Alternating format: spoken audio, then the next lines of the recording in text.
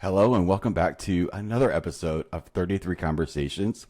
This is the podcast where we talk to mission-driven founders, people that are building things to make the world a better place. And we're talking about the lifestyle, the life, what's really going on, the human side of people that are building these amazing things in the world. And we're continuing that conversation today with my guest, Tiffany. Welcome, Tiffany. How are you? Welcome to the pod. Thank you, Michael. I'm doing great. Happy to be here. And again, thank you for asking me to be here. It's a real pleasure. It's a pleasure to have you on, because when we were talking on our pre-call, we started talking about some things that I've dealt with before, talking about, being a vegetarian, vegan, like what that looks like, how hard that is to get into, into life, how to change our behaviors and life, how it's all sort of set up to support something that you want to try to embody in your life. I know I've done it a ton of times, different levels of success. I think the longest that I made it was like 5 years, but I'm excited to hear your story and how this all started. But just a little bit about yourself, like how you kind of got to this where you're at right now, and we'll kind of like take off from there, and what you're in the middle of right now. Actually, like everybody's always in, especially right now, there's so much in the world that's transforming, and inside of that, at the same time, there's people having these just astounding ideas that make it a really exciting conversations I get to have every day. So I can't wait to hear yours. Yeah, for sure. And so where I am right now, so I built this marketplace, which is a curated vegan and cruelty-free marketplace named Not to Die For, because no one needs to die for those products to be here in this shop. And where I'm at right now, it's building it, but it is built. It's been online for the past 2 years, but it's an ongoing process because there are new products every day. So they need to be curated, make sure that the ingredients are really vegan, that they don't test on animals. So it is an ongoing process, and that's where I am at right now. And we have many categories there, like household, personal care items, makeup. Like there are a lot of different categories. Well, we recently added books with recipes, like lifestyle items. So it is an ongoing process, and that's where I am at right now. Yeah, so it's like not just taking the idea of like, okay, I'm not going to be eating meat anymore, but it's like, no, it's like an entire, where is this in my whole life, in my space? Like, Yeah. So actually, that's when it started, right? Like, it started because I went vegan, and the food part for me personally, it's different for everyone, but for me, it was very easy. But when it came down to soaps, shampoo, even laundry detergent, and things that I wouldn't have never imagined that are not vegan or that they test on animals. So that's where I was like, oh, that was the hard part, because I had to understand a lot of new ingredients, understand what those mean. And that's when I started curating them, because I thought that it would be useful for most newly vegans to have all the products in one place that are already, that they know that they can purchase worry-free, knowing that they are both vegan and cruelty-free. So that's why it originated, to make living easier for vegans, right? yes, because it is. It's the world, the systems are not set up for it. So it's possible, but it's a lot of walking over, creating new habits, learning new things, time, like the time that you're taking to curate this, to create this, is the value that most people don't have because they're too busy in whatever they've got going on at the time. Yeah. So how did this, were you always vegetarian or vegan? Like, how did it first occur to you? Because I know we talked, it wasn't really necessarily about, it was something different. It was something not like what most people think, ooh, I don't want to eat meat anymore. But this was different for you, right? Yeah, it was a very slow process, honestly. Like, I started like questioning myself like long time ago, but I went vegan 5 years ago. It started, I had friends that were vegan, and at first I was like, why those weirdos, like why Yeah. would they do that? But then the more I started to question myself and understand the reasons why it made sense for them to go vegan, then I started realizing that it was a good thing for me to go vegan too, so that because it would mean that I would align with my values. Like from what I learned, it was like, okay, this is not what I want in terms of values, what I find ethical, basically. Yes. And Yes. that's when I wanted to, align the things that I do with the things that I believe. So that's what made me go vegan. Yeah, and we're in a really interesting space. So like, I know a lot of folks when they think about it, and like it creates this energy of, oh, you're better than, you don't. No. There's a thing with that. There is like how people. It's just the people that don't like anything that's different, Yeah. So it's like it's hard to. It's just a way of being that we get with each other, but it's like it is a stop for a lot of people to break out of the herd, break out of the tribe mentality that's telling you to do X, even though your value. So the value, like, that's not a moral thing, right? It is like, how did your value and what's value mean to you, I think is a really important thing to hear. Yeah, that's true. Your take on it. Yeah. Go ahead. Yeah, and I feel like everyone has a different take on like what they value. And for me, it was like I wanted to be consistent, and like if I, I didn't want to hurt anyone especially with where I was putting my money. So that's pretty much what made me kind of vote. I believe that you vote with your money. So, and in every purchase that you make, you're voting for more products like that to be made, basically. So I was like, okay, I'm going to vote for like a plant-based diet, or like instead of buying lipstick that was tested on animals or has animal ingredients on them, I'm going to vote for brands to build more products that are not animal tested, which today is very easy to do that. It's not like animals need to be tested on. There are a lot of new brands every day with a lot of great options.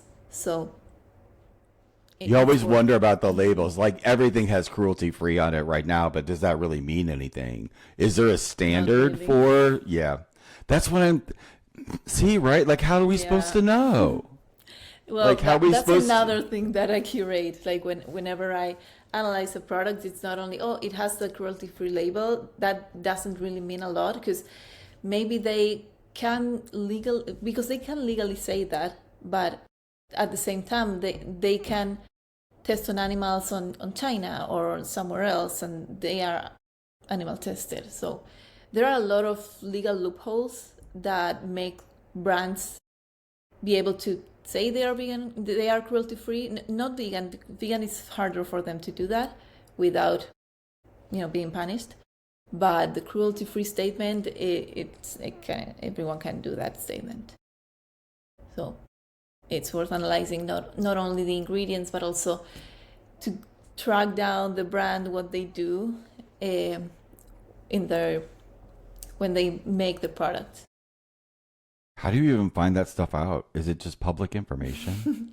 Like, it's like, yeah, like how does one know? Like because I'm sure they hide it, and I know there's loopholes, and there's also the part like where we don't want to really look, because if you did, it would be, I notice people on the internet now, like one of the guys I follow, he's actually really, really cool. His name's Ian Carroll. He who he is? Like the guy that he takes all the products on the shelf, like that's on an aisle in a grocery store, and goes, how many of these are owned by different people? And it's basically like the entire 14,000 different baby foods, all owned by one person and one thing. And it just really boggles your mind to like, why would one company go and create and make it look like there's 40,000 different variations of the same thing made by the same people? Yeah. And like, But every once in a while, he finds a Lone Ranger in that shelf that somehow made it. That's like solo founder owned, still family owned, and it's like, you know, they're like the rock star heroes. That's the sense that I get from you, is that you're finding these like needles in the haystacks to start In that many ball ways, roll. yes. Yeah. So Yeah, what do in many people ways, find yes, like? but there, no, yeah, sorry, but I want to clarify, but that there are some, so anyone can say their product is cruelty free, but at the same time there are some institutions that kind of certify with their like special label, so that kind of label is more trustworthy, like the Lapi Bani one. There are like several ones, so those are the ones that we should check, not just cruelty free and done. Yeah, just dig a little bit deeper, or just Yeah, go to exactly. Or what you're creating. too specific. Yeah, yeah, Yeah. that's also So that's a good idea. it's great to think about this in like in life, like in our homes, in our spaces. You know, because I'm like real weird about like I don't like chemicals around me, or you know, even my mom and I, she makes this little like cleaner out of just like homemade products and stuff with, you know, Yeah. essential oils and whatever. It is so funny, but it actually works. It's really good. It smells great, but there's Yeah. no, you know, we just kind of make it fun. But you're talking about a scale which I don't think most people actually take the time to like even comprehend what we're just mindlessly putting on us and around us in our spaces that affect us, our animals, and all the stuff. So how can somebody listening to this that is like, oh wow, this is like, I never thought about it like this. How do they find you, first of all? Yeah, the website is nottodiefor.us, and there you can find all the curated products, and also on Instagram, it's not to die for, but with dots, not dot to dot die dot for, and same on with TikTok. I will put both of those in there. So what's Okay. something like in the description that follows out everything, but like Mm-hmm. what's one thing that somebody that's thinking about this can start to mentally start to prepare themselves for? Because you were talking about something that's really deep behavioral Yeah. shifts, and that doesn't happen through, it barely happens through a want. So Yeah, because you 100%. can, yeah. So how did somebody get past all of these barriers? Yeah, the main tip that works for me, and is the one that I tell everyone that asks, I tell them to start following accounts that are related to what they want to do. If they want to uh, get to know more about cruelty-free products, then start following influencers or Instagram accounts or TikTok accounts that talk about that, so that you get to learn all of the things that you are like looking forward to learn. And also, if you are convinced, so for veganism, it's very common that since the whole environment is not vegan, even though you might Mm-hmm. want to do that, it's easy to say like, oh, you know what, I'll go back. So by having a community, whether that's online or offline, it helps to like keep you focused on what you want, right? To follow not only cruelty-free uh, accounts, but also vegan accounts, so that you keep on learning, and you get to learn recipes. You get to remember the reason why you want to make that shift, if you want to make that shift. Yeah, because what is that why for you? Like, what benefits do you now have that you didn't have before? The main benefit for me is just being aligned with my values. That's the main one. I know that there are a lot of people that say like, oh, my health is better. Honestly, for me, it pretty much remained the same. I didn't see anything weird health wise, but there are a lot of people who are like, it was not great for my health. That's also valid. Not my case either. But for me, it was just a matter of being aligned with my values. And what did that give you? Can you discern? Can you discern tangible things? Because I am 100,000% behind you. When you're in alignment, everything works. Yeah. The universe supports you in a different way that it's like, here's what you need, here's what you need, here's what you need. You know, that's from, well, it's from my experience too, but it's also like, that's what all the texts say. That's what all the trainings say. That's what all of everything points to that, but you're like a living example of it. What's the wave of energy that comes back knowing that you're doing this, being in alignment? How does that show up? Yeah, I think it's mainly kind of a sense of peace because before that, when I kind of knew that was my value, but I wasn't doing it, I was being like, there was a contradiction within myself, right? Like it's so, Yeah. now being aligned, it's kind of more peaceful and I don't have that in my head all the time like I used to. But I think it varies from person to person. It's um, not everyone reacts the same. So it's like your nervous system's at peace. Yeah, I think so. Yeah. That's kind of like what we're like. That's as simple as that is. It's really profound to create a life that supports your nervous system being in a certain state all of the time. So you're not trying to Yeah. protect yourself from, because I get it, there's an energy component that a lot of people don't qualify as value. So that's really why I wanted to make sure that it, and it's the first thing to kind of go off the radar, as that's just the way it is. But like most Yeah. people don't live in alignment. They live in conflict that they don't know how to get out of. They live in fear because they don't know what's coming next. It creates an anxiousness in the body. And studies have shown when you do eat meat, that energy of that is in there and that transfers, like it's Yeah. all one. There's no real denying it. There's physical studies about what meat does to your system. Like, so, but it's not that meat is bad. And that's the angle, I think, that so many people trying to showcase meat, not eating meat. I've been in both scenarios. It is something deeper that you're tapping into that I have never heard anybody else tap into, the actual lifestyle. So where it was more than just me, I'm eating meat for this reason or that reason. You're like, can't really tell on that level, but on this level, this lane where I'm in alignment, things are smoother. And most people would pay bazillions of dollars to have that experience of life. Yeah. Yeah. Yeah. So That's what is some of your feedback from people that use what you have created, the platform that you have created? What is some of the feedback that you hear? I bet that's a lot, right?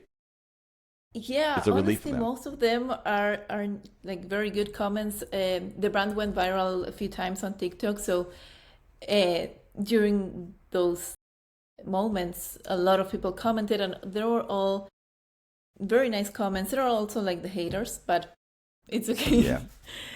They help boost the algorithm, so I'm not mad at them.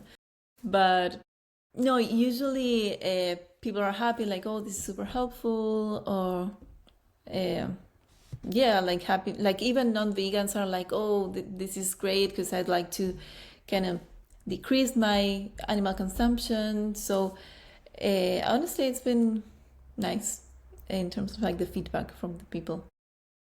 I love it. Has it sparked any new ideas, any new ways to evolve or take what you're doing to the next level for 2026? Is there something that you're looking forward to?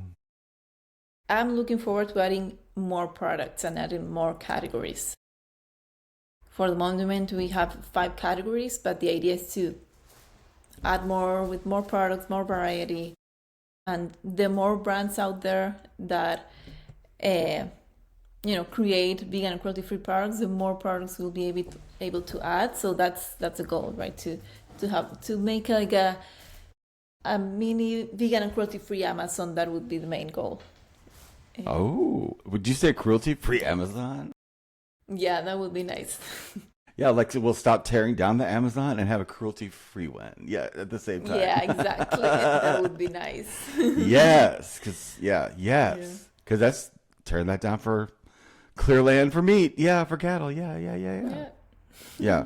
Crazy times that we live in. But Yeah. you're making a mark. You're making a mark. You're making a mark. But there was a time where you were not doing this. So the store's been open for 2 years. No. How long did it take from like a thought to turning it on?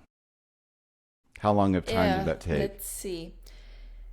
Honestly, a few months, because it's like this. My story is like I'm a digital marketer. I actually have a digital marketing agency, and I see firsthand like how me and my team can help different brands to sell products or sell experiences, whatever we are selling. So when I went vegan, I was like, okay, what if I, instead of selling I don't want to name anything because I don't want to disrespect it's okay. It's anyone, okay. X product. X product, exactly. Yes. Why not selling like products that are like more like eco-friendly and cruelty-free? So that's when the idea came up, and well, like mentioned before, started curating products and built the e-commerce with the help of my team as well.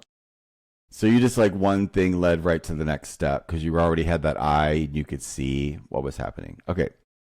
So if somebody's out there, what can we share with them about something that they want to move into alignment with, but somehow they just haven't taken a step or an action? Like what advice would you have for them? You know, at the beginning of next year when the holidays are over and they're ready to kick it for next year, what would you have for them if they wanted to lean into that? To lean into veganism or just whatever? Lean into whatever their veganism solution is. Or if they want to lean into moving their what's in integrity for you is not like moving integrity for what is there for them. Yes. I think the hardest part is to find what you value, right? Like to understand your values. And once you have that, I feel like it's kind of natural, and depending on your skills and what your experience and what you know, what it's easy for you, then it will be natural for them to like go to the next step. Like I feel like for me, for example, since I'm a digital marketer, it was like, okay, I'm going to do the same thing, but with products that I'm more aligned with. So I feel like for me, it was very natural, that course of action. But it will vary from person to person. I'm not going to recommend everyone like, oh, build your e-commerce for whatever you value, because it won't be as natural for them, for example. Wherever they're at is the perfect place that, just like your life led you to that next step, a lot of people are just really scared to take that step, you know? Whatever their life is prepared them what that next alignment is for them. But sometimes the scariest thing in the world is to align with your true power. And that happens and it catches. The thing we're scared of the most is what we're able to accomplish.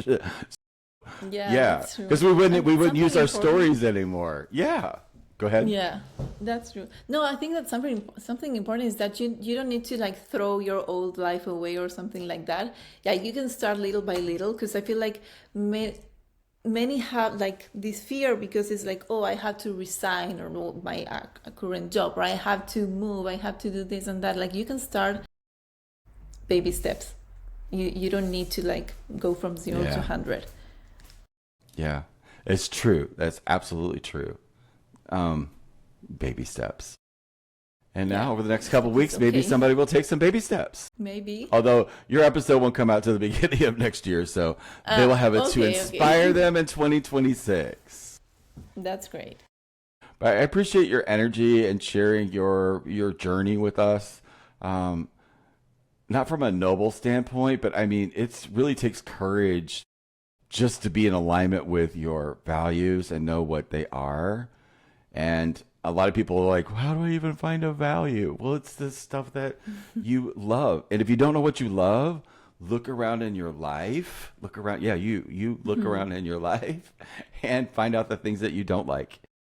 Flip it. Yeah. That's your values. That's your value. Yeah. That's taking a baby step too. So it's a lot of people don't even know how to get a whiff of it, but it's either like you already know it's something that you like, pull to, resonate with. But if you don't, it's the opposite of the stuff that's bugging you in your life. So it's right there, whether you want to see it or not. But I appreciate your journey and sharing your story and store with us. And yeah, so I'll put all that information in below. And thank you for having that conversation with us today. I appreciate it.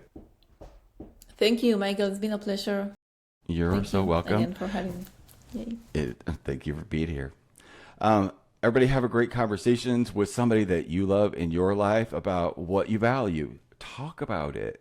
Talk about it. It might be a little weird at the beginning, but it's fun to get to know people on a deeper level and create more meaningful connections. And you do that one conversation at a time. And we're going to see you on the next one. Bye, guys.